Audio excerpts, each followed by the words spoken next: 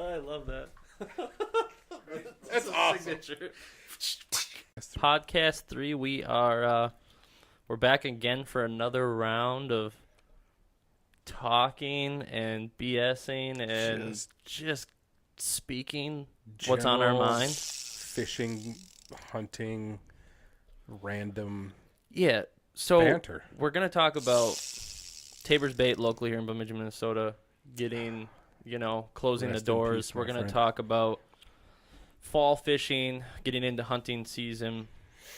We're going to talk a little bit about bow fishing, and then we'll just see where the line breaks and what else we add in there and just see where it takes us. But let's talk about Tabor's Bait. Now, a lot of people that might listen to this might not even know what Tabor's Bait is, right? But locally in Bemidji, it's an iconic bait shop, right? Oh yeah, huge history.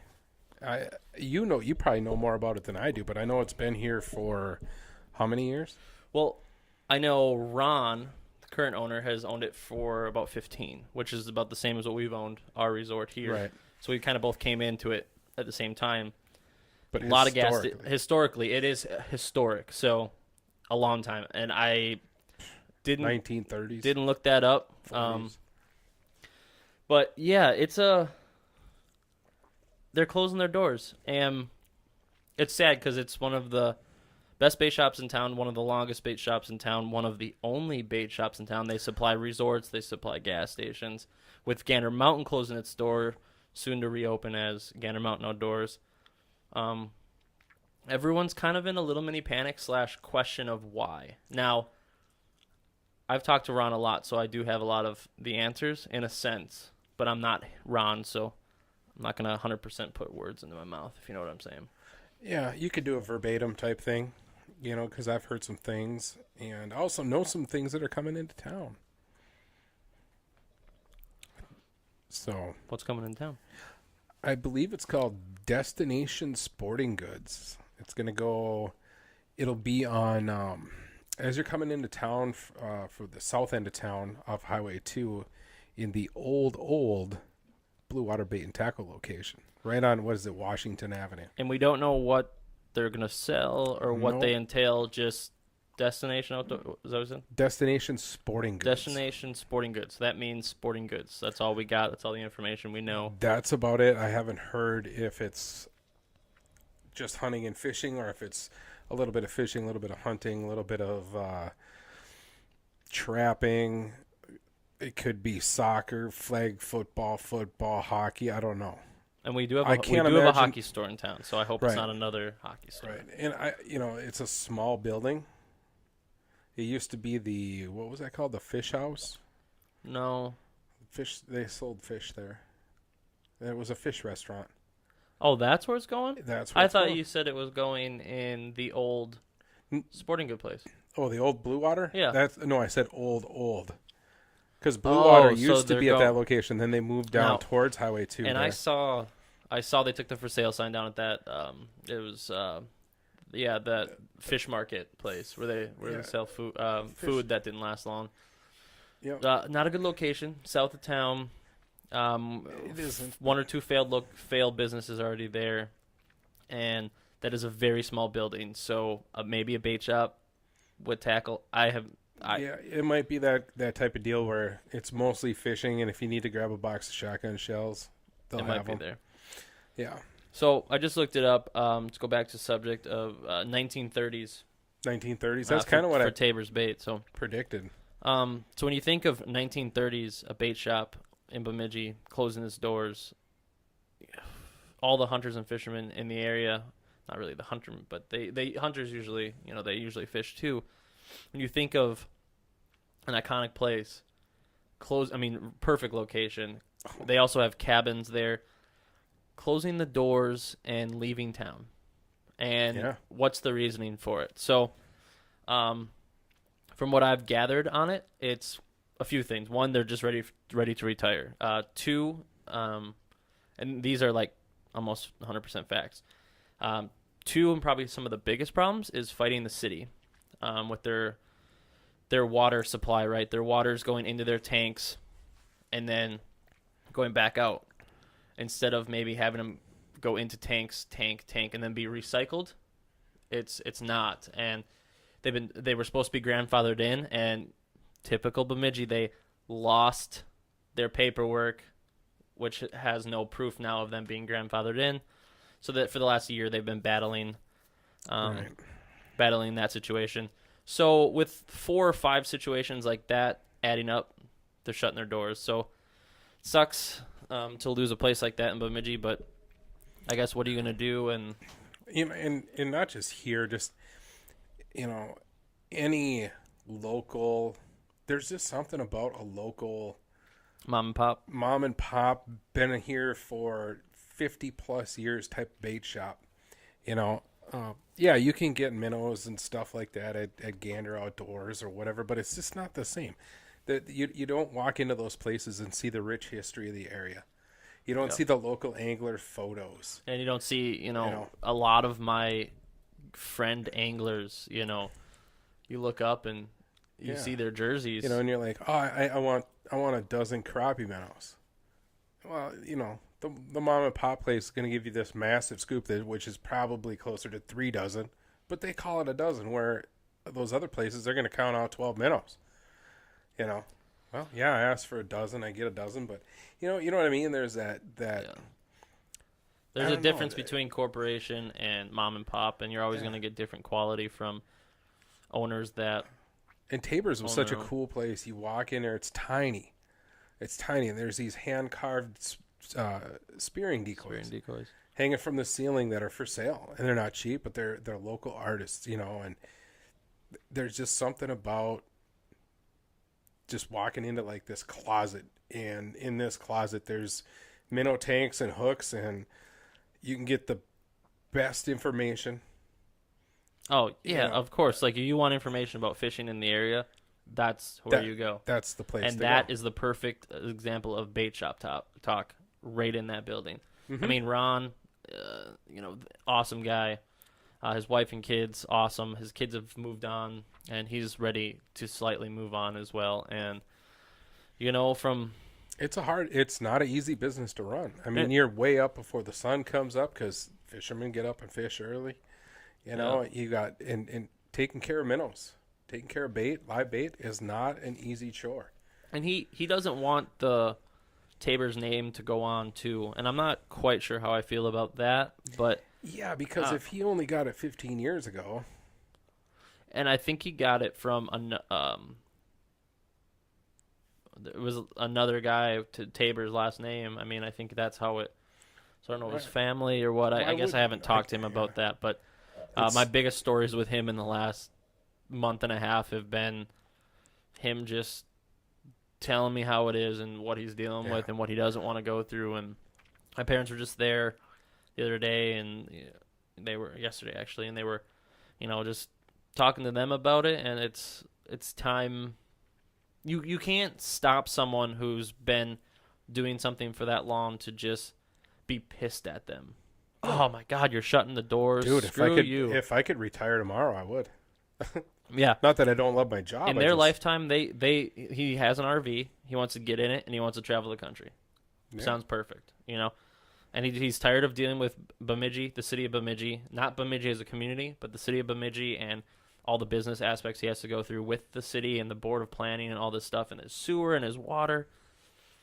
And on top of it, he's going through this thing where land is worth more than the business type of deal, all that garbage, and he's just ready to retire in general. So I guess big props to him. Just go live life, man. I mean, that's what I say, and all I can think of is someone else is hopefully going to come to town and bring a brand new awesome bait shop at some point. And in a real bait shop, something that's open at like 6:00 in the morning or 5:30, and oh yeah, not this. not 9:00. Yeah, you can't go Gander Mountain. You got to get your bait the night before because they don't open till a certain time, Right. type of deal. And he was ready for ice fishing. He was ready for open water, and yeah, it's sad to close the doors. Those of us that need live bait, I mean, we've already figured out. There's other places in town. There's Trappers, which North 71. North 71, south of town. You got Cenex. Now They've got a bunch of minnow tanks. they do, but the question that I have is where do they get their bait from? as a bait shop, do they get it from Tabor's or are they getting it brought in from another place? That's a great question. That I've never investigated. But I know, so that would stop a lot of gas stations because resorts and gas stations get their stuff from Tabor's. Not all gas stations, maybe. I don't know. But I do know that Trappers, north of town, he sorry to say it, he can't handle all of Bemidji with what he's rocking. And it's just, dad and a couple kids, and they're out trapping, literally trapping, to get that stuff. And, Gannett Mountain Outdoors, or whatever it's going to be called, eventually when that reopens up, because it's officially closed now, doors are locked. I'm guessing they're going to have a bait shop back in there. And then where they're going to get their bait from, too, And then there's also a slight talk about L&M doing a bait shop. Oh, really? It's just coming out of people's mouths. They're like, oh, yeah, L&M is possibly going to do something. And they bought that Sears property. They own that Sears Park, the one where they just tore that building down, rebuild a bait shop right there, owned by L&M. That could be good. But it could, and you know what? L&M is a northern Minnesota company. The headquarters in Grand Rapids. There's one in Bemidji, Hibbing, Mountain Iron, Cloquet, Park Rapids. And it's kind of a local northern Minnesota deal. Yeah. And I could see them maybe experimenting with that. I love L&M. L&M's like my jam. That's my store. L&M is the perfect example of take an empty warehouse and cram it full of everything. Right.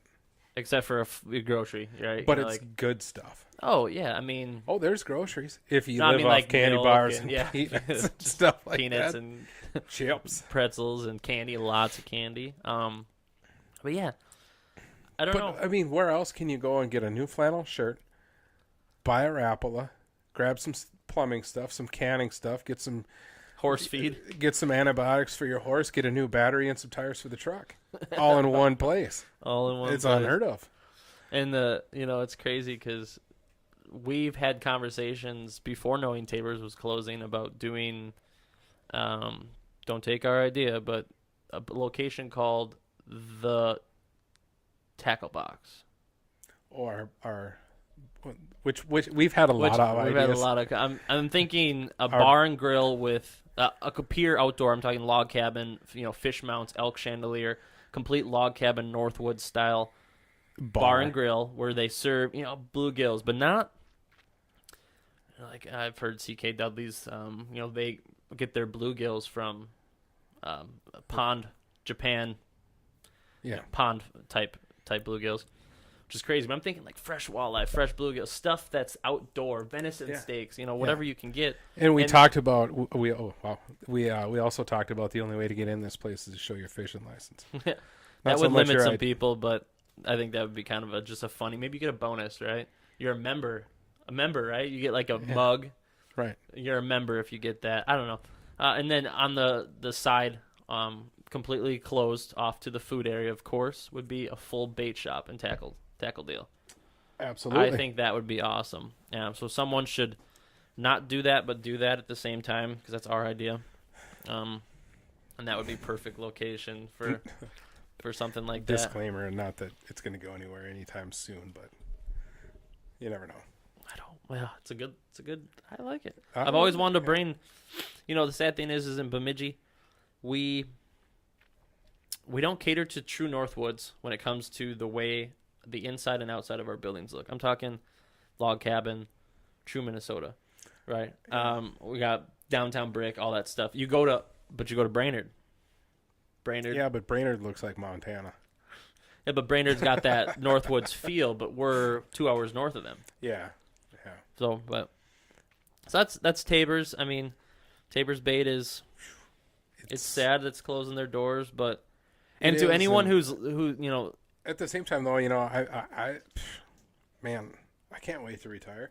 Well, yeah, definitely. And so I don't blame them. And the part that bugs me the most is I don't want anybody to take the name over, and it just seems like there should have been a little bit more effort into finding somebody to take it over or buy it. Well, a lot of people have been asking about it. He said he's getting offers from outside state but for the land, not for the Right. Taber's bait itself, because there was more money in the land than there was in the bait shop. So Oh, that building is old. And so are all them little cabins. And, the last thing this town needs is another bank. a bank or a Right. fast food joint. Right. And, Yeah. it's Yeah. but If there was to be a fast food, it would be a Sonic or a White Castle. those little burgers. Oh, God. Those sound Where good else right can now. you go to a place and order a dozen burgers and 15 not little feel sliders. like really gross about it? Be like, oh, yeah, this is just going to get me home. 12 sliders and 12 fries. What's up? 2 large Cokes, liter of cola. Yeah. So, that's Taber's bait, and it is sad, but at the same time positive for them. Congratulations, Ron. I mean, you Yeah. really served the area well. I always enjoyed going in there. You always had everything I ever needed. Yeah, I mean, it embodied everything a bait shop should be. And for people who don't even care about Taber's bait or anything like that because they don't even know what it is because they're not from Bemidji, think of your own local bait shop in your town. I'm talking your actual local bait shop. I'm not talking about a Gander The Mountain place or where your great grandfather, went to go get bait. yeah, he went to go get Think a of red eye wiggler. the history and that they brought not the new state record eel pout, but they brought the last state record eel pout in there. There's been history through there. I mean, Absolutely. from the cabins to the photos to the jerseys of professionals to a lot of people in and out of that door every single year. And so think about it, if you live in a city where you have that one local bait shop that is kicking, or maybe you have multiple, think of them just shutting their doors and just closing and just saying see ya. And now you question, in the size town we have, well, where am I supposed to get bait? Right.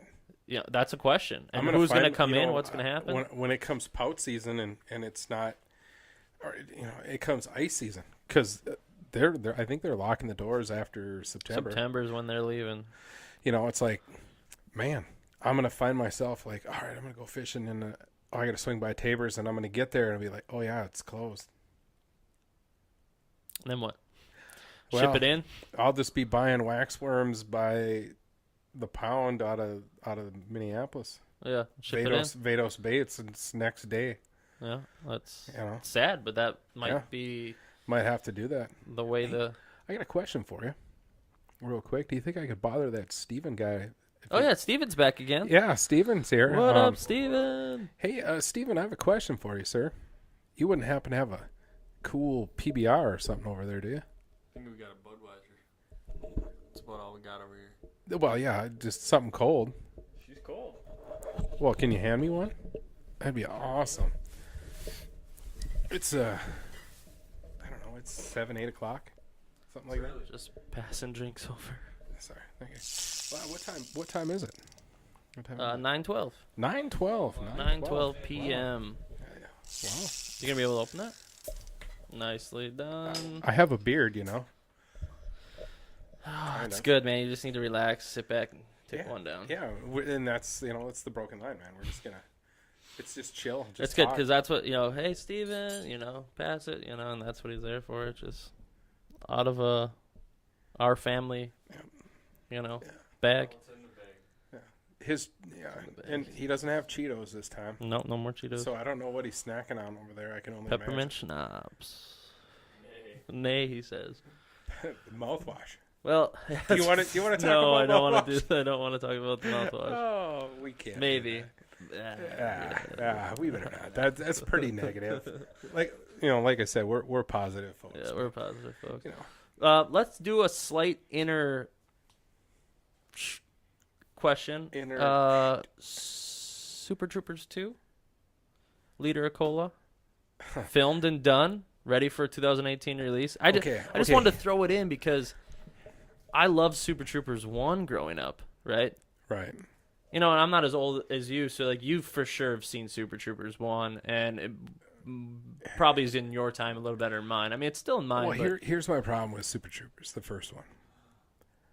I saw the preview, and I was like, oh my god, this is gonna be hilarious. Super Troopers 1? Yeah. Oh. And then I was like, every day for the next 6 months, everywhere I looked, I saw trailers. So by the time the movie came out, it wasn't funny Oh yeah, because I'd seen the trailer. see the problem. I go to the movie and I'm like, seen it. Yeah, seen it. see now Didn't see that because it's not that funny. Seen it. for advertisement wise, a killed me. lot of new movies do that. They do 4 trailers all the way up, and they put the best parts of the movie in there to make you go. And then once you're there, you're like, Psh, all right, Right. the best parts were in the trailer. Right. So you know, Now, and I took like a 10-year hiatus, and I recently rewatched it because I knew there was going to be a part 2. Hilarious. Super good.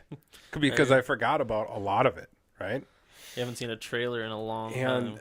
so I'm ready for it, right? Meow. Right, meow, it. Meow. Yeah, meow, meow, meow. Hey, Farley. Yeah, let's not start. Liter of cola. Don't ask for a goddamn liter of cola. All right, we're done with. Yeah, I'm interested in it. I can't wait. You know, the thing is, I haven't gone to a movie in a long time, and you know, you got back at home, you got the Apple TV. You know, you got. Which I was telling Steven on the way up here to the Hilltop Studios. I just finished watching that Batman versus Superman. Was it Versus this, versus that, versus this. Dark? I can't remember what the rest. I'm telling you right now, full heavy armor Batman, badass. Ben Affleck as Batman, he could continue that role. He did a pretty good job. Interesting. I'll have to maybe watch it. Yeah, but heavy armor Batman, Batman versus Superman, Dawn of Justice. Dawn of Thanks to Justice, Steven, that's just it. Yeah, Gave thanks. us the old pull up there. Nice. Way to whip out your iPhone, buddy. I haven't seen it yet, He but just I guess whips I it can out. watch it. It's the big one, too. I'm waiting for a really, really, really good comedy. You know, like Storks. for me, That was Storks. I haven't seen that one yet. It's all about the wolves in that one. for so me, good. like a good comedy would be like Pineapple Express 2, or just one. Because Oh, every that time you movie's do a horrible. 2, no Pineapple Express. Come on, you do a little of the wacky, and you sit Yeah, down but for some Pineapple Express. I don't. What So what about? I didn't get it. But Not- no, like Strange Brew. Being I love beer, I'm all about Strange Brew. What but that's about- old as shit. What about what's with McLovin? Super bad. Super bad. Yeah, that was solid flick. Solid classic. Yeah, I love it. that's a good And one. now, when can something like another strong, good movie like that come out? And then don't take a strong, good movie and then put a part 2 or a 2, and typically it's worse, right? Right. Doesn't always. Like but Anchorman typically. 2. That was Yeah, horrible. Anchorman 2. Yeah. The only funny part in there was when they found Champ. What's that And smoky? That teddy bear that smokes. Ted. Yeah, Ted 2. That was just live action Family Guy. That was horrible. Yeah, I think we walked out of that movie. That was Yeah, the it was first movie I ever walked out of brutal. in a movie theater. That was I was just like, should we just like go do something else? You know what one of my favorite movies is of all time? A River Runs Through It. It's because it's Never seen it. it's about fly fishing, man, and life. Steven, what was yours again? Oh yeah. Oh, Oh, brother, brother. Art Art thou. Well, I mean, I guess River Runs Through It is like one of my. But I mean, I wouldn't exist here today without the original Star Wars. And Oh, I'll tell you what. I that's don't what I'm even gonna watch drop the down. new Star Wars. What? I don't even watch the new Star Wars Why? because the old Star Wars is where it was at, and that's where it should stay. Oh, you're seeing now. You I got to just- skip. Just forget about George Lucas's mistake with 1, 2, and 3, because we don't need those. That's where it lost me. Was 1, 2, and 3, and then Right. I was like, meh, But got no. other stuff to do. But Force Awakens and Rogue One, you got to watch that. It's I guess It's amazing. And forget about the fact that it's Disney, because it's not. Disney is not going to put their little mousy finger in something as iconic as Star Wars. It's just not going to happen. They own it. They're going to make money off it, but they're not going to mess with it. Well, that's our movie deal right there. And if I We're had the just- chance, I'd go and fish in Dagobah any day of the week. Dagobah is where Yoda's from. Well, that's.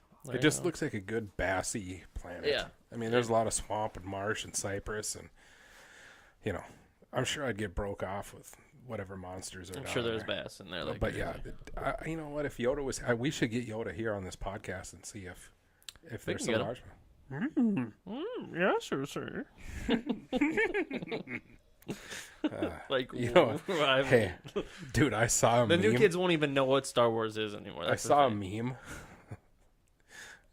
Oh, I saw a meme about Sasquatch, but it was actually ripped off from the original meme.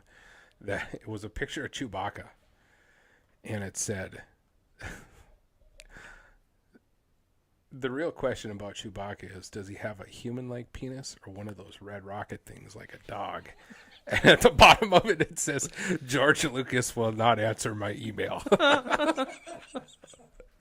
That is some funny stuff. That's pretty epic, actually. And somebody did that with the Sasquatch. You know, the question isn't if Sasquatch real or not. Is it, does he have a human penis or one of those red Same things thing like for a Yoda dog? too. You know, you question it, or Chewie. Yeah. You know, you question it. The Does he? Baka. Yeah, Chewie. He's the man. But yeah. Anyway, I don't know how we got off on that, but We broke that line pretty good. So yeah, that's movie thing that I just want to throw in there because you were talking about the White Castle and all I could think of was Leader Cola and that was my question. okay. So All right. Ooh, take an so- Adderall. fall fishing is Cold and Now. wet and awesome. the It's trees starting. are starting to turn and it's I early can't believe that. The trees are already starting to turn.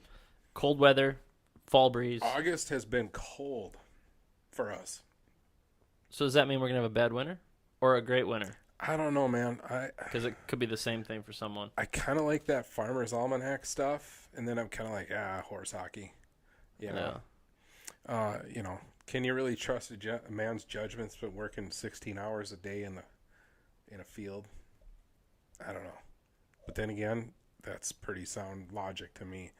I've heard predictions of the winter of being brutally cold and lots of snow.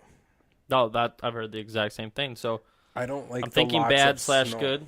I don't like the lots of snow. I'll take brutally cold, man. Because The lots of snow may mean good for snowmobilers for me, but I don't know. yeah, but crappy ice for us ice fishermen. Yep. Well, you got to have a really good solid start of ice, and Oh then yeah, the snow's not the end of the yeah. If world. we can get good 10 inches of ice and then get 2 inches of snow, fantastic. But we got to get it before Christmas, so Oh it yeah, sticks. and that's what freaks me out about today. Like I remember when I was a kid, it was nothing for me to ice fish or be sitting in a spear house before Thanksgiving. And now I'm like, I don't even plan on putting my boat away until after Thanksgiving. Last year we got out December, middle of December, end of December, Yeah. middle of December, somewhere in there. Yeah. And I remember one year I was going to take my dad, my little brother, up to Lake of the Woods. Had the trip all booked. And it was like mid-March, and the ice was already out. It's crazy. You just don't know. By Mother the time Nature. walleye opener hit, they were already in like early summer to midsummer patterns. It was nuts. It's just Mother Nature. You never know what she's gonna do, which is, I guess, why we live where we live, right? I mean, we live. We for can it. only play with the hand that's dealt us. That's it. It And, is what it is. So leaves are changing, Mhm. cooler temperatures, winds picking up. Mhm. It's pretty much almost fall. Fall bite's gonna be hitting here soon. And after that, we know that deer hunting season for bow hunters, that's starting soon. Right about coming up right here. Bear season's already started. Yep, we got some of our guide friends, like Matt Brewer and stuff. He's baiting. He's getting live cam pictures. He's getting trail. I think trail this cam weekend pictures. you can hunt. It's crazy. Bear. Good. Bear burgers. Burgers, sausage. I'm not a big fan of bear roasts, but man, you grind that stuff up, it is good. They're a member of the pig family, somewhere in there. Interesting. It's a lot like pork. Very greasy meat, but good. So what does that mean for you as a avid fisherman? What does fall fishing mean for you? Like what's your game plan for this upcoming season? Like what are you going to be doing? What are you going to be looking for? What's your techniques? Give me a couple minutes here. All right. Fall fishing for me means less bites, but better quality on a lot of species. except panfish. Panfish, if you know what you're doing, it's more bites with better quality. What happens is those panfish in the fall, they will start setting up over deep basins in their wintering spots. And if you can find these fish in these deep basins, it's the easiest fishing you'll do all year.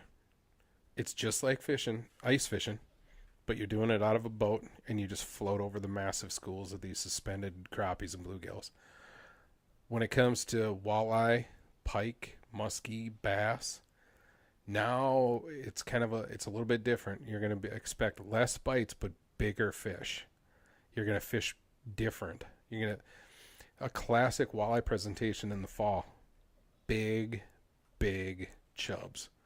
Like chubs big enough, and I was going to ask you if you'd want to film an episode of this or film it and maybe use it for an episode. I'll take you creek chub fishing. That's how big of minnows you're going to be using. Now you can actually go out with ice fishing tackle into these creeks and get these big chubs. I'm talking 6, 8, 10-inch chubs.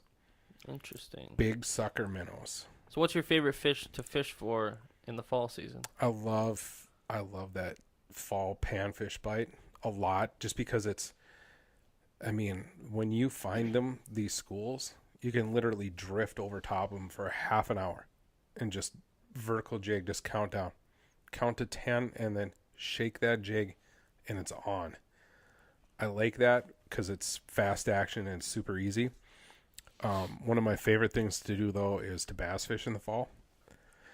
I like the bass fish. And those weeds are dying off. Those bass are going to start pushing out a little bit deeper. And just slow rolling spinner baits, big jigging pigs, big swim baits. And you might get one bite in a day, but it's going to be a big bite. It's going to be your biggest bite of the year. Interesting. This is in the fall, in the late fall, you start getting it late September, October, mid-October. That's when you're going to get your 6-7 pound largemouth. But it's going to be one bite in a couple of weeks. It's almost like muskie fishing. You're out there, you're slinging, working, nothing today. I got a bite, and it's the biggest fish of the year that I've got. Awesome. It's awesome. It's super fun. I love fall fishing. What's some of the things you look for fall fishing? Do you look for anything specific when you're out there, or are you just taking your summer techniques and everything's the same but the fish changed? The biggest thing to pay attention to is your water temperature. You're looking for that lake to flip. When it turns over, that's when these fish are going to, especially the panfish, they're going to go find those basin areas. It's when the water temp's flipped, when that thermocline's flipped over. Cold water comes to the top. And that's one thing that I look for. It's kind of it's just like in the spring, when you're pan fishing in the spring. It's not so much about it's about location, but it's more about looking for the warmest water that you can find in the spring. Before walleye season opens, you can go out there and pan fish. It's about this area, in this bay, the water is 50 degrees. But you go over to this other bay, and it's 55 or 56, 57 degrees. There's going to be fish there. Same thing. In the fall, you're paying attention to water temps. Any new techniques, different techniques you're using in the fall time, or is it just... No, I'm basically using ice fishing techniques. So it's a great way to warm up, and it's a great time to go through your ice tackle. I know some guys use ice rods over the side of their boat. I use just shorter ultralights. But it's a good time to get the ice fishing gear out and the small plastics and the rattle spoons. Now, one of the things we did in episode 2 or 3 of season 1 of Fish Addictions is we were in an aluminum boat and we did the fly-in trip. We flew in, so we didn't have our big Warrior or anything like that. So, when we're sitting there, we at the time had Vexilars, but anything with the transducer should work perfectly fine. And since we didn't have, fancy GPSs and, all that, hummingbirds and all that good stuff, we brought our ice fishing gear. And it was, in the fall time because it was September-ish. And a cool technique that I learned from Mike and Josh was put a little bit of water in the bottom of your aluminum boat You put that transducer right in the bottom of your boat, Yeah, shoot right through. and it shoots right through, and you can use it, like you would use a normal open summer water type application. I know. Or you could put it over the side of the boat, but if you're Yep. running, it actually works while it's running. Yep. Without having to attach it to the back. But I thought Yep. that was cool. Yeah, and some of these new graphs, like you mentioned Humminbird, like the Helix series, the Onyx series, the Solix series, and your Lowrance, your higher end Lowrances. If you can position yourself just right, you can actually pick up your small jigs on those in your boat. And like my Helix, I can put it on flasher mode if I want to, but a lot of times I just use my graph for GPS, and then finding that school, I mark one end of the school, and as I drift through it, catching fish, and once I run out of fish to catch, I hit the other. I make another mark. Now I mark both ends of those schools. I find that location. I can go right back and drift right over top. I mean, of that's kind of a cool application from winter to summer. Yeah. Or fall to winter kind of thing, is a different technique of using your ice fishing gear into that fall application to get you transitioning into winter. And then I also take my summer head unit out of my boat and I bring it into my Jeep, because I have all those GPS marks. I've marked out these basins, and I do a lot of reconnaissance, if you will. So with your Jeep, you'll use your coordinates from the summer where you were in the boat and re-go over those spots for fish. I can if I can drive out on that lake, that particular body of water where I've marked out a bunch of spots, I can drive my Jeep right to those spots. So, and we talked about before, people from not here just don't understand us driving on lakes in the winter time, but it still kind of makes me smile. Like, I'm in my Jeep driving across the lake to a spot that I found 2 months ago in my boat. Yeah. It's 40 feet of water. It's like, what? It's just that mind-blowing situation that this is science, man. I mean, this is the real world, and it's cool, and it's some things that some people will never get to experience in their lifetime. Oh, and we get absolutely. it for months. Yeah, I still have buddies in Kentucky that, I want to come up there and go fishing this summer or next summer, and I'm like, don't come up in the summer, man. Summer fishing up here is the same as it is down there. Mm-hmm. Change it up. Come in the winter. Come in the winter. That's some shit you'll never, ever forget. Because, like, when I was living down there, I had people that literally asked me, dude, is it winter up there all the time? I'm like, no. I mean, yeah, okay, I'm 110 miles from the Canadian border, but no, man, it gets hot and stuff. But, well, tell me, and they always wanted to know about the winter. How cold does it get? And I tell them, hey, I've lived through this and been in that, and yeah, the thing I is drive, we live through here's it. a picture of me. I drove my vehicle out on the lake. And they're like, no, that ain't a lake. That's a field. Why would there be fish in a field? Think about it. Well, crazy, Devil's Lake. There's fields. That's a crazy deal. Every year it just swells, and people are like fishing new fields. You're fishing over roads. You're fishing over road signs. You're fishing. Hey, over did you ever follow equipment. that stuff that went down in South Dakota? Same type of situation. No. Just flooded waters, and people are like, no, I know it was a lake, but now it's part of my land, and people are shutting down, not letting people fish these sloughs and stuff. I did not hear that, no. Yeah, it was pretty interesting. You do lose land out of the deal. Yeah, and and from what I understand, like if you're living around the Devil's Lake area, and say, 15 years ago you had 80 acres and now 40 of it's underwater and it's not farmable, but yet you're still paying taxes on it. That's your land underneath that water. At the same time, that's water is not to be owned. It's not owned by people. Yeah. So it's like, man, I wouldn't want to be in that. No, that's a situation legislative house or whatever you want to call it. That's a situation I wouldn't. Yeah. No, don't want to mess with that. That's greasy. But I mean, fall, it's here. It's here earlier than what it usually is. So that's I love it too. That's just going to change up how maybe our ice fishing season starts. And, bow hunters are getting ready to take their first pullback, up in a tree stand or in a ground blind. We got grouse hunting starting soon. Yeah. Bears like now. Ducks. We got ducks. Oh my God. Waterfall season. Ducks and geese. That's one thing I do miss. I used to duck hunt. I love waterfall hunt season. And when I was duck hunting, you you could use lead. Ooh, That's how long ago. I'm aging myself once that's again, been but a while. and then all of a sudden the steel shot came in and things just got out of Things hand. changed, yeah. But the biggest reason why I quit duck hunting was I didn't like the taste of them, and it was getting harder and Oh, harder you to gotta give do them. it right, dude. Yeah, but you know what? I've had debates with people about that, and to me, it's not worth it. There's so many different ways to cook it properly to taste good. Right, but Aaron, why would I give you a banana to have you prepare it so it tastes like steak tips? No, that's not true. Like, you're giving me a duck. Let's pick geese, because geese are more tougher. You're giving me a goose. It's still going to be a goose. I'm just preparing it differently. Like, But you're trying to make it not taste like a goose. No. But there's just different applications to use it in, like pasta or fajitas or, yeah, you're cooking it sometimes differently, but there's just Yeah. different applications to cook it.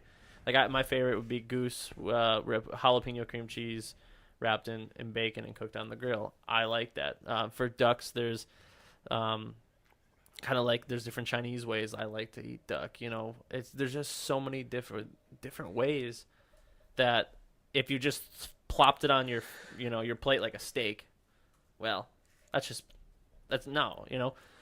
change the application, put it in a pasta or put it it's good. But Sometimes though, I like to eat wild game like my great ancestors. Sometimes I like I was telling you earlier. Sometimes a lot of the fish I eat is just I leave the skin on. I put a little salt and pepper in it, and a little oil in the pan, and I fry it. And there's no batter because I want to taste the flesh. oh, I'm all right with some buttered fish, like little seasoning on it, but just it's plain, man. I mean, Yeah. there's nothing wrong with that. Well, so fall season is here. We'll definitely talk about fall as fall continues. But let's another sport that it's growing in popularity in the last 4 or 5 years, in a big way. One that has a few concerns with you, but I know you're okay with it because I'm you're a open-minded. professional in your fishing world. But bow fishing. Mm-hmm. Bow fishing for rough fish or invasive species. But like we explained in the other podcast, is that rough fish to you don't like the term rough fish. You like to catch them with a rod and reel. You think they're an actual fish that you actually want to catch, and there's a challenge to that. When bow fishing is a little bit different, but bow fishing you're introducing bow hunting and fishing. And Oh man, I've watched the videos and I've watched some of your film footage of it, and it's super cool. And would I do it? Absolutely. What I have a hard time with, me personally, is, and the same thing happens with the snow geese. You know, like, hey, look at us. We just filled a pickup box full of snow geese or carp, sheep's head, bullheads, dogfish. You know, here's a whole pickup box full. Like, and the reason why it's okay is because it is an invasive species. But some of it, to you, it's a little bit. but like my beloved sheep's head water, those aren't an invasive species. Those are common. Yeah. And I get pissed off when I see them in the ditch. You know, if you're at least gonna shoot them all, use them for. There are some fish you can smoke in the rough fish. Yep. And You, there like I are said great earlier, fertilizer. you can eat just about any fish that swims. Oh, you can eat any fish that swims in Minnesota. It's just a matter if you want to, if you know how to prepare it. But would I bow hunt or bow fish? Absolutely. I think it'd be really cool. I fun. probably wouldn't. I would be more like in you know what, the dark house anglers, the northern pike spears. They've gone through this already. That's the same exact. But a thing lot as of the us. guys I know, this is how they do it. When they set up their dark house, they get, some little fish to start off the season for pickling, because they just want some pickled fish. They might get 6 or 8 northerns, over a week or whatever, and they pickle them. And then it's trophy hunting time. Then it's the big one. They'll sit there and they won't throw a spear for years until they get that big one. And I would be the same way bow fishing. Be like, I'm not gonna draw back on that one. That one's not big enough. If I'm gonna stick and kill a fish, chances are it's gonna be for the wall. It's got to be big. It's gonna be big. And there's some big invasive species out there to kill. I mean, Oh, absolutely. You know, like the Asian carp deal, I get it. You know, those are true. They're not native to these waters, yeah. but carp are, bullheads are, dogfish, sheep's head. And my biggest deal with that whole thing is each lake is an ecosystem. Mm-hmm. So like the sheep's head up in Black Duck Lake, they've been there forever. They're an important part of that lake's ecosystem. They keep something in check in that lake. Mm-hmm. And if you eradicate them, it's going to upset the balance. Everything is checks and balances. Same thing with, I know, well, dogfish is actually gaining a little bit more respect because there's a few of us out there that are kind of like telling people, hey, man, this is what dogfish do for a body of water. Yeah, they break your line. Big deal. You lose a 23-cent jig. But here's what they're doing. And we got them in our lake here. Yeah, here's what they're doing. They keep the panfish in check. Dogfish's favorite snack are little tiny bluegills. Man, you get rid of the dogfish, now you got nothing but little tiny bluegills everywhere. Eel pout. Eel pout have gained a lot of respect through the hard work of some hard-working, dedicated eel pout guys, Tim Humphreys, Jason Rylander, Patrick Olson, to name a few. They feed on crayfish, young of the year perch, so they're keeping that stuff in check, so you take out, and that's how Mother Nature works. You remove something natural, something else is going to take its place, and it's going to upset the balance. Mm-hmm. And I guess that's the hardest part. Now, I've had some good conversations with your buddy Billy. He's a professional bow fisherman. He loves it, and he does. He's addicted to it. Bad. And we've had some talks. Not both of us are open minded. I asked him straight up. I said, "Do you ever catch one of them sheep's head on a rod and reel?" He's like, "Nope." He goes, "But I'd like to." I said, "I'll take you." And he goes, "Have you ever stuck one with an arrow?" I said, "Nope, but I'd like to." I'll take and he goes, "I'll take you," and that's how it should be. I'm not going to attack his I respect his passion. I think it's super cool. Something and about at the same time, I think if I got him hooked up on a rod and reel, and I'm not doing it for him to be like, you know what, I'm not going to shoot these anymore. No, I just want you to experience it one time. Because I've seen a look on faces where I've taken guys out and targeted sheep's head, after bugging, and they're finally, I'll go. And they've, like Jason Rylander, I took him. And he set into it to one, and he was just like, dude, you got giant fish all to yourself. This is amazing. That was so much fun. Hey, that's what it's all about, man. If I have an opportunity to fish for something that nobody fishes for, and it's super fun, boom, I'm in. Like dogfish. Man, they're like one of the coolest fish that swim in here. They're prehistoric. They haven't changed in millions of years. When it's spawning time, the males, they highlight themselves in chartreuse colors. It's awesome. They come up and they stick their heads out of the water and they look. They actually suck in air. You get down south by Minneapolis and stuff, and guys have them come up in the wintertime, come up and swim up the fish hole. The hole through the ice. And they grab a gulp of air and they head back down. That's crazy. So they're super neat fish. So what you're saying from a professional level is that you take two people who cross paths in a typically a terrible sense. What most people would think would be terrible. You think that we'd be at each other's throats. You'd be being killing each other over. Oh, that's this is mine. Don't blah blah blah blah blah. But yet you're professional about it and you take it in a positive way, and you work to hear their story and maybe even try their story or their game, and vice versa. So that's awesome. So if there's anyone out there that has feelings like this or has ever talked about, they're in the same shoes as you except for opposite, they absolutely hate bow fishermen and they hate them for specific reasons, then maybe you should have an open mind about stuff, and vice versa if it's the other way around. Even not in this area, but like it breaks my heart when I see guys are bow fishing those alligator gar.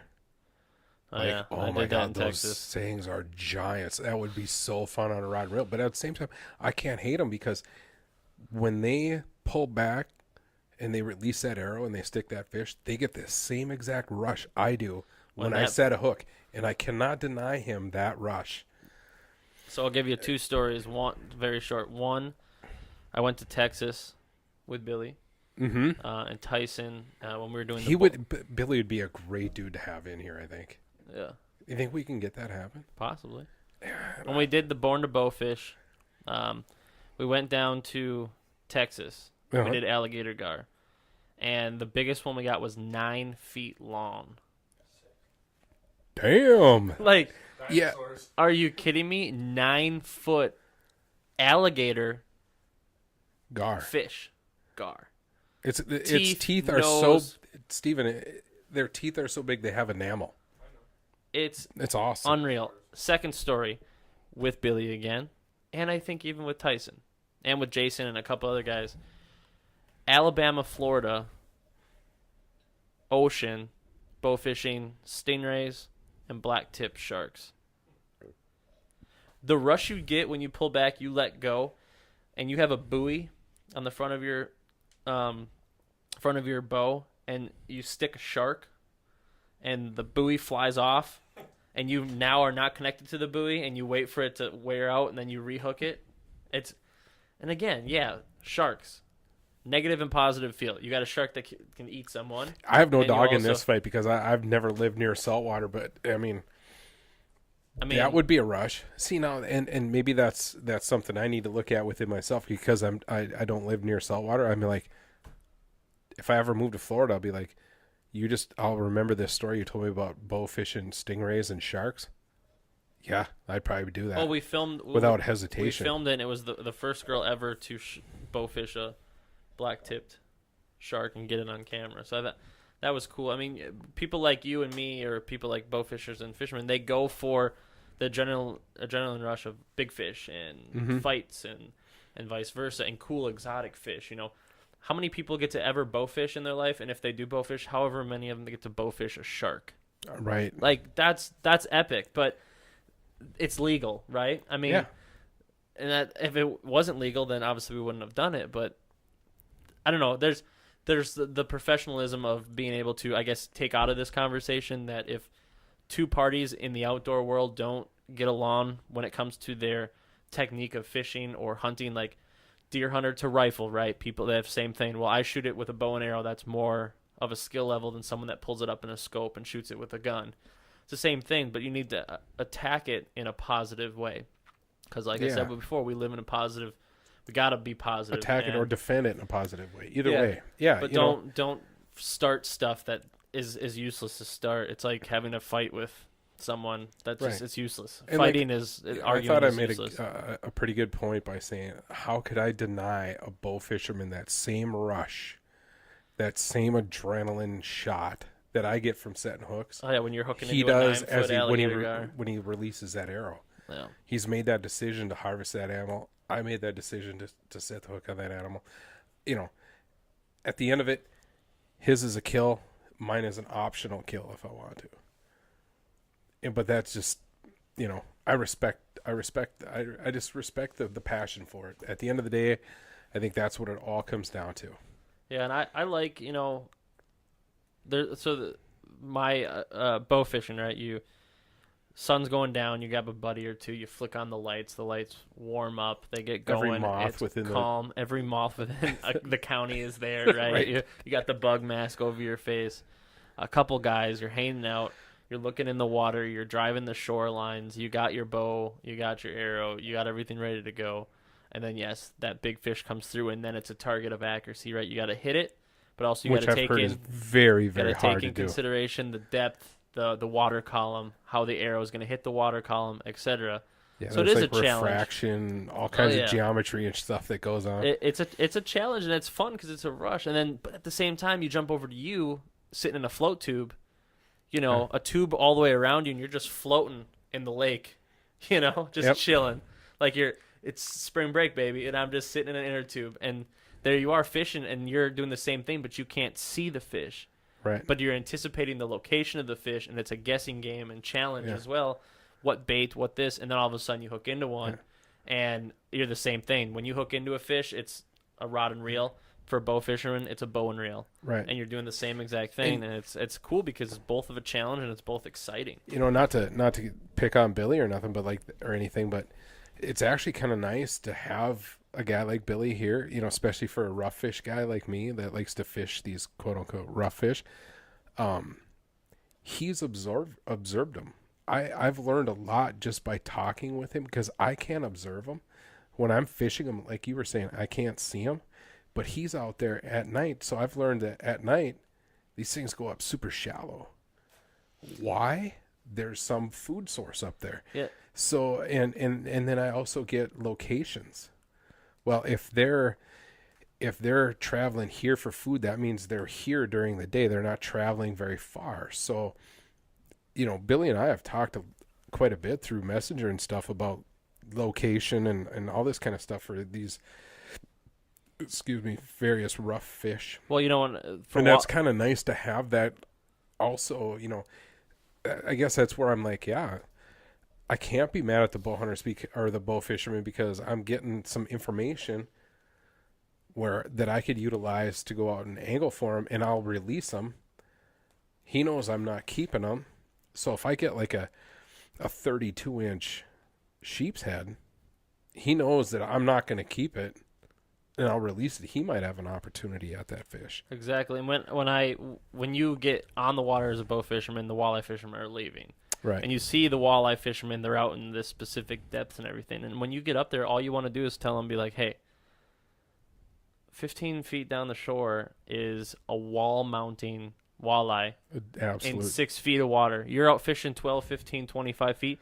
This thing is in the weeds in 6 feet of water in 4 or 6 feet of water. I was just going to ask it's like you. its eyes are closed, and it's just, and the Relaxing. boat can go right over the top of it, and it's just no. I was going to ask you if you've ever seen any giant game fish doing that bow fishing. Giant northern, giant walleye. I mean, because they're lit up like Christmas trees, and they're swimming right under the boat. By the way, it's illegal to kill game fish with bow and arrow. Right. Throwing that out there.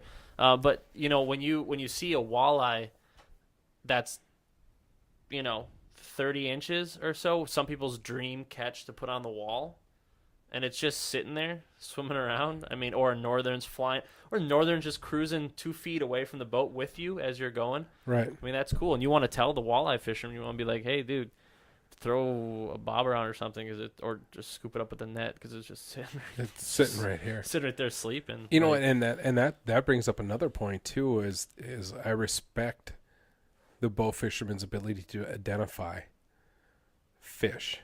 well, yeah, for legal reasons, you need to identify. It's before it's pulling it's and just shooting. as admirable as duck hunters. Like, oh, don't pull the Yeah. trigger on that. We've already got a couple of those. Those are blue wing Yeah. teal. We've already Like, got holy those. shit, how'd you know that? Oh, you know, I just am experienced. And yeah, they don't. I mean, the DNR doesn't want you even doing the sport if you can't identify. Right. It's against the law to shoot over your limit, and if you do, you do. Then you're You're in trouble. trouble. Not today. not. The She's our building favorite. was She's our on fire. fire. We had to watch that earlier. Yeah. What is the redneck fireworks or whatever the fireworks? Oh, yeah, the MF fireworks, bootleg fireworks. bootleg fireworks. Oh yeah. Well, Get that's the water. Get the water. yeah. There's more to it. Just YouTube. Just YouTube just it, search Bootleg MF fireworks. bootleg fireworks. And how about that new fireworks one that came after this 4th of July with that the Terry? dude in the wheelchair? Terry? Terry. Back it up, Terry. Terry. What you doing, Terry? It's to light fireworks in the ground. The guy's in a wheelchair. Electric wheelchair. And it's like not It's- engaged. it's not. Back it up, Terry. Back it up, Terry. What you doing, Terry?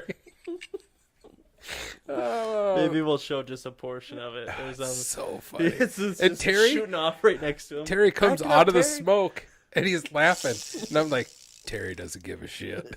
Terry don't give no fucks. None Back it whatsoever. up, Terry. He's just sitting like Put it in reverse, Terry. His buddy's just hollering at him. Oh, what would we do without that kind of? Thank God for awesome cameras on cell phones nowadays. 'Cause we wouldn't be laughing. No. It's thank God for people that want to film. Then there's sometimes where you see people film, and me as a filmer, you question why not more, or why not more steady, or why'd you film in landscape mode instead of portrait mode? You know what I'm saying? Like, Or vice versa. this filming a video like this only works in Snapchat and Facebook Live. Right. This is how your TV Yeah. looks, and this is how you need to film, and that bugs me so bad. I know. And then you get people that they're like filming a thing. That, or you got to pay attention too. Do you Where want your your fan- camera down here? I always make sure it's up I top. always make sure it's up. You know. And it's like, when people are filming like incidents, why aren't they filming longer or better? It's like, why did the camera cut out right there? It just bugged me. Steven, Oops. he's upside down. Steven puts his phone upside down. I'm filming like this. Upside What up? down. Yeah, filming. I mean, and it's cool that everybody's got a camera in their pocket now, because you're actually getting some. Yeah, but it brings up bad stuff when it comes to people filming cops and people Yeah. filming this when they're not. But just sticking with the supposed to, or- outdoors, there's more and more people filming their fishing adventures, their hunting adventures, their berry picking adventures. Like I said, I'm a visual person. I need visual. So when I see anyone filming that, I like it. But I'm also a videographer. So when I see like terrible video footage, I just yeah. get pissed off. Yeah. But that's not their fault if they don't want to spend money or know how to film. But it just, you just want to be like, why was it so shaky, or why was it so grainy, or why did you film that whole episode on a GoPro, Yeah. or why did you do this or that, or why Yeah. did you anything? It just bugs me. And Speaking of, here's another fall activity that I really look forward to, and that is breaking out the portable fish house, setting it up. getting air in that smelly thing out from the Air- from the summer. Well, yeah, it got airing that smelly thing out. I had to wash it this season because it was there. I had literally a 1/2-inch deep pools of burbot sperm in the bottom of that. That's disgusting. It was gross. It was full spawn. It was on, but we ate them. Not the sperm, but we ate the fish. But there was, yeah. But I love getting it out, getting it aired out. I sit in there on a nice warm fall day, and I start planning out some modifications on it. I might need a cup holder. I want to put some USB ports in. I want to put some lights in there. Yeah, you Rod talked. holders. You talked in the other podcast about tricking your shack. Oh, the Thorn Brothers The contest. Thorn Brothers contest. That's one thing I like to see is the cool. Working with Eskimo. Designing new fish houses and accessories and stuff like that. You start to get a real feel from it, and then you go online and you see people that have 3D printers and all this stuff, and they're making just some crazy stuff. And you in the CAD industry, I used to work It's- in the 3D printing industry. Yeah, it was it's awesome. crazy I to miss it. see what they make and how they really trick out their traps. And Yeah, it's yeah. When you start getting into 3D CAD and 3D printing, there's not a whole lot of guys that are doing that. A lot of the cool mods that I see down at that portable modification show are just dudes grinding out in the garage with good old fashioned table saws and hand saws, and going to the hardware store and being like, oh, this is a plumbing part, but not today. Today it turns into this, and I've even gotten that from the boys here at the local Ace Hardware. Patrick, what are you building? Well, I'm building this. Oh, okay. All right. Well, don't worry about it. no, it's Building what I'm cool. doing. It's cool. I love telling them crazy ideas, and they're like, wow, where do you come up with this stuff? I don't know. Many, many sleepless nights. Let's end this with one more topic. Let's talk about the invasive species, DNR, personal watercraft watchers that sit at the landings. Oh, What's I your love those What's your guys. take on it? Yeah, that's the same thing with me. Like I've now, with a few different video things that I've done, I've filmed them a couple times. You know, And- here's the thing I've noticed with a lot of those folks.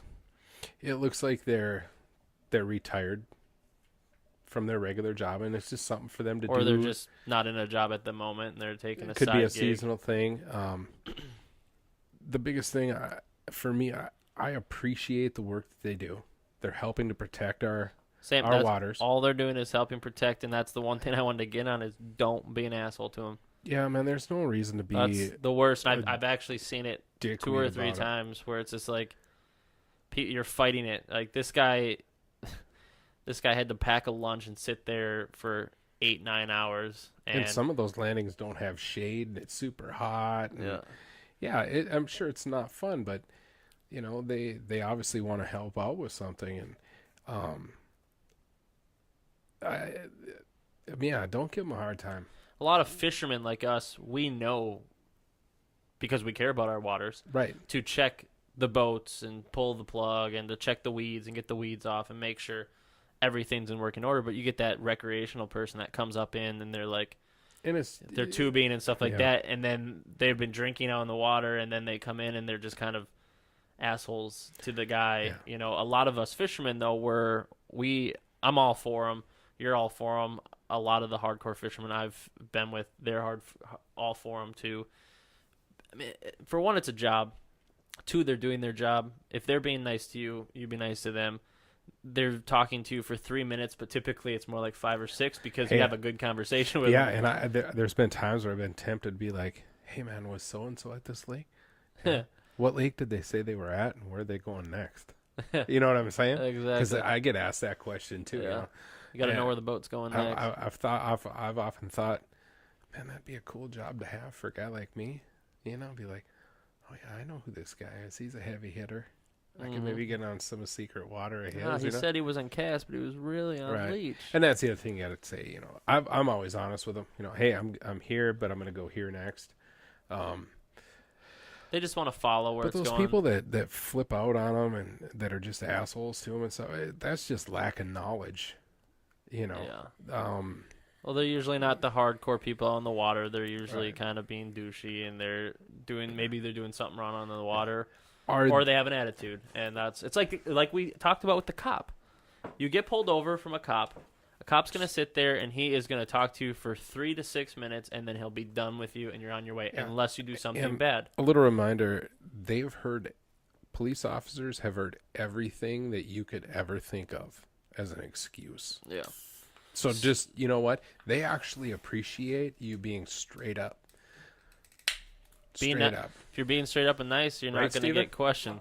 Most of the time. Yeah. So, Well, I told Steven a story from my early 20s. Blessed. I was straight up. I don't have a DWI. And there's a reason why. Because I was straight up. I was straight up honest with them. Just like I am with you people right bro, now. I'm drunk. Yeah. I got pulled over. I was shooting darts that night. I was 22 years old. I'm like, oh shit, there's a cop behind me. So I turn, I start going down alleys and side streets, and he's still behind me. And I'm drunk enough to be like, man, I can't shake this guy doing 15 miles an hour. And finally, he flips on the light, pulls me over. I'm like, oh shit, here it You is. shouldn't have turned down that sketchy Yeah. alleyway a quarter Yeah. mile back. And he did. He pulled me over in an alley. And he comes up, and I just cracked the window just a little bit. And he says, how you doing? I said, pretty good. He said, do you know why I pulled you over? I said, no. And I was being honest. You got a burnt out taillight. I said, well, I'll get her fixed up tomorrow, sir. Have you been drinking? Yep. Smelled that through a half-inch window. You know, it's 2:00 in the morning. I've been playing darts since, I don't know, 5 in the afternoon. So you can imagine. I just took 2 lefts in an alleyway. I didn't give him no bullshit like, oh, I only had 2 beers, you know, that were like 4 gallons apiece. But I said, yeah, I've been drinking. And he's like, where you going? I said, well, I'm going back to Side Lake. I'm trying to take these back roads. He's like, all right, since you didn't give me a hard time, you have 10 minutes. If I see this red truck in town in 10 minutes, you're going to jail. I said, well, if you stop talking, I'll get the hell out of town. And he kind of laughed and said, But if I see you in that cornfield, that's another story. and that was a long time ago, man. That was mid-90s. You know, it was a different time. There's Yeah, zero now it tolerance for that now. But I'm just saying, you know, same thing with this summer. Ellen and I, we're out picking night crawlers. We're on our way home and meet the sheriff in his SUV. He turns around. He makes a U-turn in the street. And I'm like, okay. Sure enough, comes up right behind me, turns on the lights. My daughter's like, uh-oh, Daddy. I'm like, oh, it's okay. Police officers are here to help us, and he's going to tell me if I did something wrong, so I learn. And I had a burnt-out taillight. It's 11 o'clock at night. I got a 4-year-old out with me. I got a headlamp on. She's got a headlamp on. And he's probably like, what in What the heck? body did they bury? And he's kind of looking around in there, and he's like, what are you guys doing? So, I was taking her out nightcrawler picking for the first time because we're going to go fishing tomorrow. And he's like, oh, okay. And I said, is there a problem? Did I do something wrong? And he's like, you have a burnt out taillight. I said, oh, I had no idea.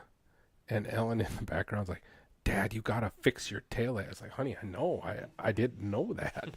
And he kind of chuckled, and he just said, you know, where do you live? And I said, well, I'm just, you know, about 4 or 5 blocks down here, downtown.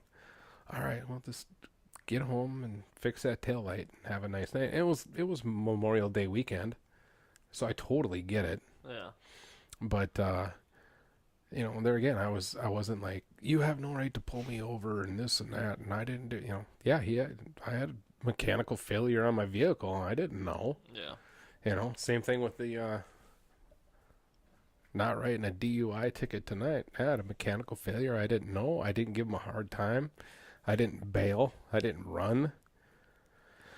You know, it's this. You know, it's the same thing.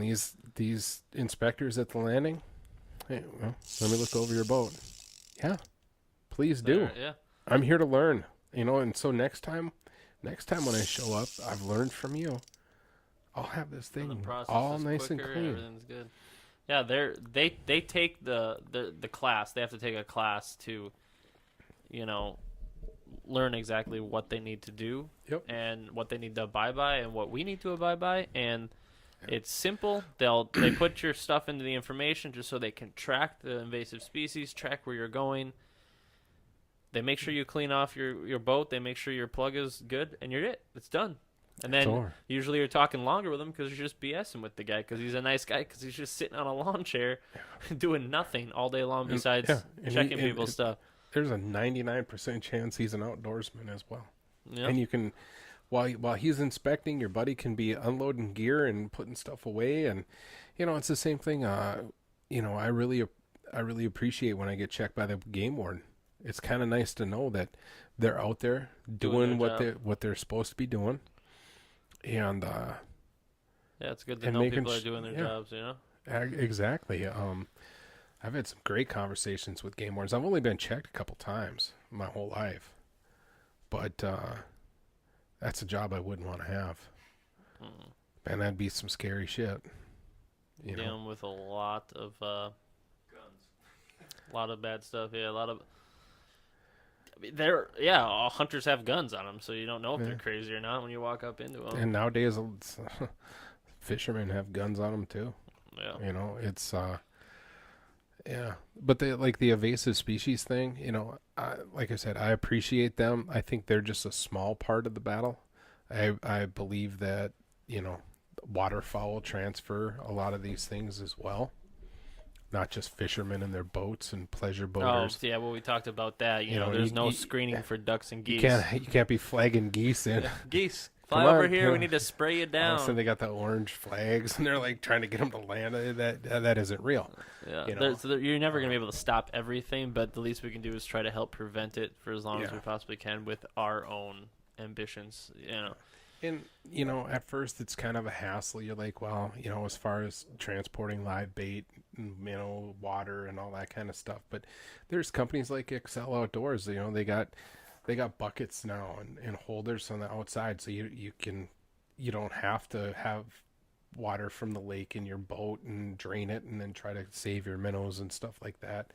Yeah. It's a separate entity from what's in your boat, and that's nice.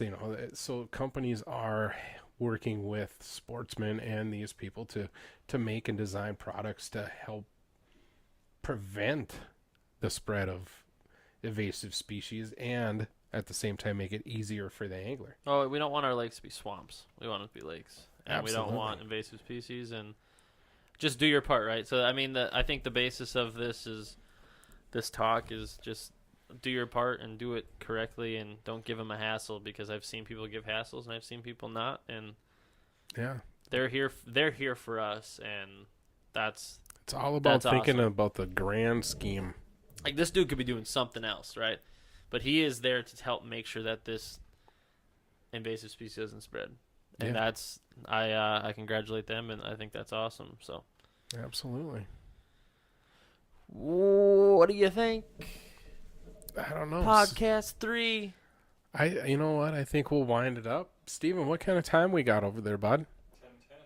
10:10. So that was like an hour and 15 minutes or Nice. hour or something. Nice. Yeah, Long-winded bastards. just God, and we talked about like a steady 3 topics or so. We talked about fall fishing. Mhm. We talked about a little bit of fall hunting. We talked about Tabor's bait locally. We talked about invasive species with the boat checkers. bow fishing. We talked about bow fishing. We even threw some movie stuff in there. So, I mean, covered at least a solid 4, if not 5 topics. And, yeah, I mean, I'm ready for bed. Or Yeah. just maybe just ready for a drink. The OP. You guys are drinking drinks, and I'm over here like, where's the drink? Your leg is all twitchy. The OP will live on. Yeah, I don't know. I think, from those couple subjects, moving on to number 4, we'll get filming and doing whenever. But Yeah, we're gonna have to take a little we're already break. in 3, Yeah. and we need to Yeah. get this room going and get it a little bit more organized. But That looks like a fart mark. yeah, it was. But let me tell you what. I think that's a wrap on podcast 3. I hope people again listen, share, Yeah. watch. Definitely share. Definitely watch. Share, like we got Likes. a Facebook page that we just got going. YouTube will Our come YouTube for videos, SoundCloud, Spotify, whatever we're gonna use them for. next. For you Android users out there. Yeah, we're gonna. And then we got a couple. iTunes for the iTunes. the iPhone users. So we got a couple random podcast apps and places that it's gonna be sitting on, and I almost think we should almost go get a couple like shirts and hats made up. Go spend a couple bucks and like do maybe a like we giveaway or do a something? giveaway or something to. That'd be kind of cool. Maybe every episode we But give dude, something if we do away. a giveaway, we got to do some sort of like. Oh, it'd be really cool to do some sort of like scavenger hunt or. Hide it. Yeah. If it's locally. Locally, yeah. We could do two giveaways, one locally and then one nationally. If you're down Okay. with us, If you're down with us. we'll come up with something. We're creative people. We're creative. Yeah, we're creative. We'll get something going. This is only the first little bit of what we've got going. I mean, we're gonna come up with better topics, better talking, better strategy. It's the first time you start something, everything's gonna be different. Yeah, 3 and weeks from now. If you know, there's 4 weeks something from that they now. would like to hear or see, Exactly. Yeah. Facebook. man, Reach send out to a us message. because I'd love topics and Yeah. conversation. And yeah. You know what? If you sent in here's something to talk about, why you guys such dicks? Yeah, we'll talk about that. It's We'll talk because of you. Or it's like, why does Steven keep rummaging through my sponsor hat collection? We can talk about it. Why, we can talk about it. But, yeah, And if anybody wants to contribute, Steven likes Cheetos. If you want, you can. I'm not going to show this on camera Let unless me you want to. this is the hat Steven is trying to get. Oh yeah, that's a nice one. The old I love the Vex. Vexillar. That was my super. Is that the only one in there? Hell no. Steven will take Cheetos. What other If anybody Vexilar wants ones in to reach out, you can hear him back there. Yeah, he's... But he would like Cheetos, Gardettos, any sort of like chip snack stuff. If anybody wants to donate. Yeah, but is this the only Vexillar one? No, I'm going through Well, he's just going. I've through never my seen the stuff. guy wear a hat a day in my No. life anyway. So He's except- balding, so That's why we're yeah, he's balding. That's why he wears hat. I've never seen you wear a hat, dude, except in the wintertime. And he Well- wears gloves when he's ice fishing. That's so funny. Well, rap. Oh, podcast, Aaron just gave me the universal sign to shut the hell up. podcast 3, and and I'm Aaron, Now I'm Patrick. and this is. The Broken Line.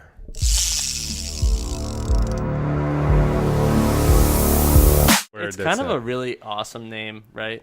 The Broken Line. You're talking about fishing, but when the line breaks, man, shit just gets unreal.